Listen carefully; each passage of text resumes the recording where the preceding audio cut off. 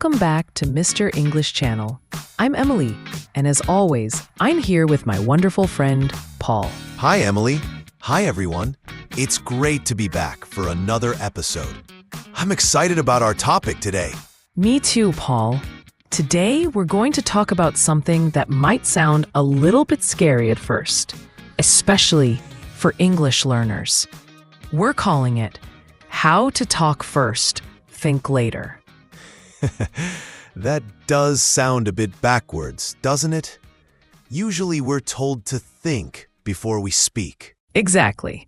But in the context of learning English, sometimes flipping that around can be really helpful. Before we dive in, though, if you're enjoying our podcast and finding it useful, please take a moment to subscribe to our channel, share this episode with your friends who are also learning English, and give us a thumbs up. It really helps us to keep creating these lessons for you. Absolutely. Your support means the world to us. So, Emily, talk first, think later. How does that work for learning a new language? It sounds a bit risky. It might seem risky, Paul, but it's all about building confidence and fluency. When we're learning, we often get stuck trying to find the perfect words or construct the perfect sentence in our heads before we even open our mouths. This can lead to a lot of hesitation and missed opportunities to practice speaking. I can definitely relate to that.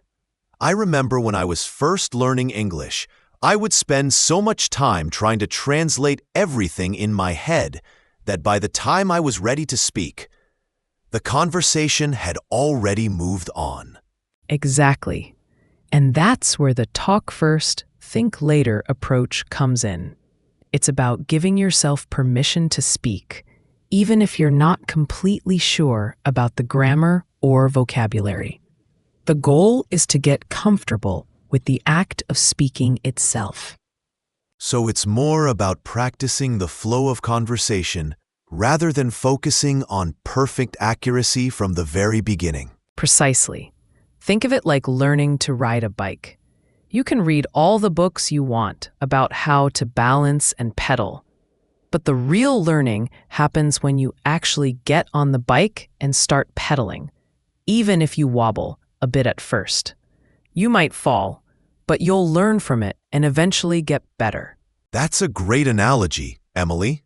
So how can our listeners start to implement this talk first, think later idea in their English learning journey? Well, one of the first things is to lower your expectations for perfection. It's okay to make mistakes. In fact, mistakes are a natural and important part of the learning process. Every time you make a mistake and someone corrects you, you learn something new. That's so true. I think a lot of learners are afraid of making mistakes because they feel embarrassed. But really, native speakers are usually very understanding and appreciate the effort you're making to communicate in English. Absolutely. Most people are patient and will even help you find the right words if you're struggling. So try to reframe mistakes not as failures, but as learning opportunities. Okay, so step 1, don't be afraid to make mistakes. What's another way to talk first, think later? Another great way is to participate in simple conversations, even if you only know a few words or phrases. Don't wait until you feel completely fluent to start speaking. Start now. You can practice with language exchange partners, online tutors, or even just by talking to yourself in English. Talking to yourself? That sounds a bit strange. It might feel strange at first, but it's actually a really effective way to practice speaking without the pressure of someone else listening. You can describe what you're doing, what you're thinking, or even just narrate your day in English. It helps you get used to forming sentences and using the vocabulary you know. That's a good tip.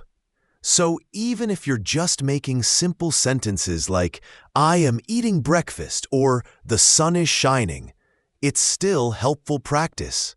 Exactly. Every little bit of speaking practice helps.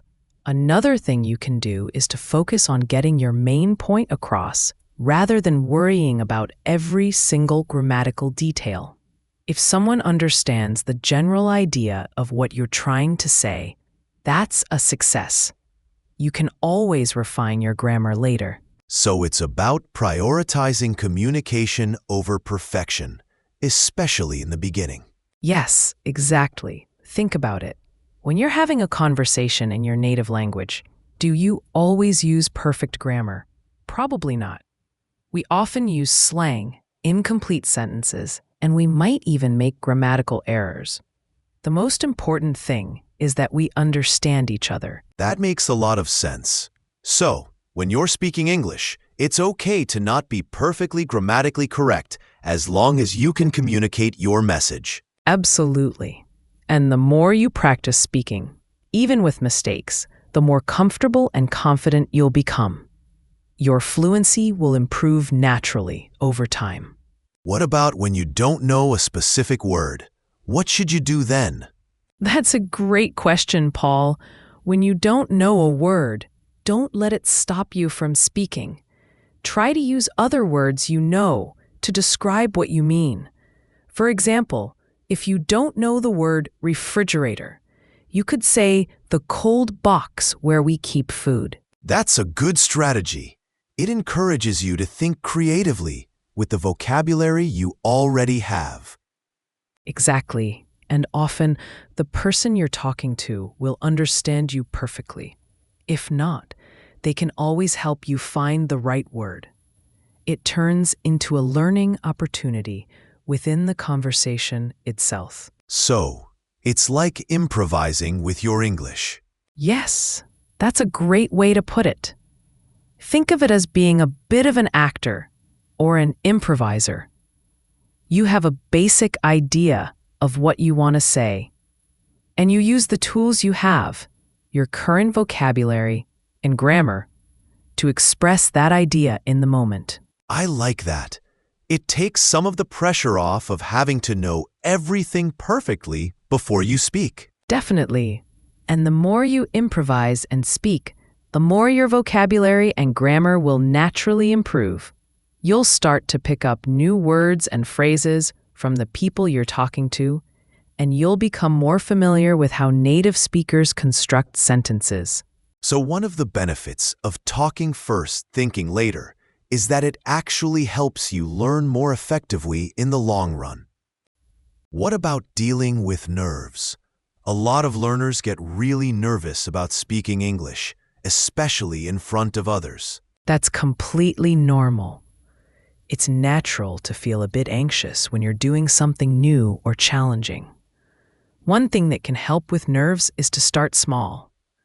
Practice speaking in low-pressure situations, like with a patient language partner or in a small group. That makes sense. It's less intimidating to speak to one or two people you feel comfortable with than to suddenly jump into a big group conversation. Exactly. And as you gain more confidence in those smaller settings, you can gradually start to challenge yourself with more demanding situations. Remember that everyone you're speaking to has likely been in a similar position when learning a new language. Another thing that might help with nerves is to focus on the joy of communication. Instead of worrying about making mistakes, try to focus on the excitement of being able to connect with someone from a different culture or share your thoughts and ideas in a new language. That's a wonderful point, Paul. Language is all about connection. When you focus on that aspect, the fear of making mistakes can seem less important. The goal is to understand and be understood. So to summarize so far, talking first, thinking later means giving yourself permission to speak, even if you're not perfect. Focusing on communication over perfect grammar. Using the vocabulary you know to express yourself, and starting small to build confidence. Exactly. And remember that consistency is key. The more you practice speaking, the more natural and comfortable it will become. Even short bursts of conversation every day can make a big difference over time. What about listening? How does talking first, thinking later relate to improving your listening skills? That's a great connection, Paul. When you're actively participating in conversations, you're also getting valuable listening practice.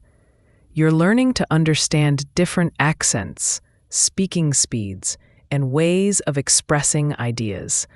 And often, the need to respond quickly encourages you to focus more intently on what the other person is saying. So it's a two-way street. By speaking more, you're also improving your ability to listen and understand. Absolutely. The more you immerse yourself in the language through conversation, the more your overall fluency will improve. It's like a positive feedback loop. This is all really encouraging, Emily. I think a lot of our listeners might feel relieved to know that they don't have to be perfect to start speaking English. That's my hope. Learning a language is a journey, and it's okay to stumble along the way. The most important thing is to keep moving forward and to not be afraid to use your voice.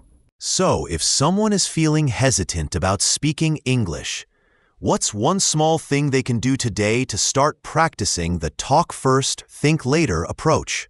I would suggest finding a language exchange partner or an online tutor and scheduling a short conversation. Even just 15 to 20 minutes of speaking practice can be a great way to build confidence and get used to expressing yourself in English. There are many platforms and apps that can connect you with native speakers who are also learning your language. That's a great practical tip. And remember, everyone on those platforms is there for the same reason, to practice and improve their language skills. So there's no need to feel intimidated. Exactly. And don't be afraid to tell your conversation partner that you're trying to practice speaking more fluently and that you might make mistakes. Most people will be very supportive and understanding. So the key takeaway is to just start talking. Don't wait for the perfect moment or for the perfect vocabulary to magically appear in your head. Just open your mouth and start speaking, even if it's just a few simple sentences. That's it in a nutshell, Paul. Talk first, think later is about embracing the imperfections of the learning process and focusing on the act of communication. The more you speak, the more confident and fluent you will become. This has been a really helpful discussion, Emily. I think a lot of our listeners will find this advice encouraging. I hope so too, Paul. Remember, learning English should be an enjoyable experience.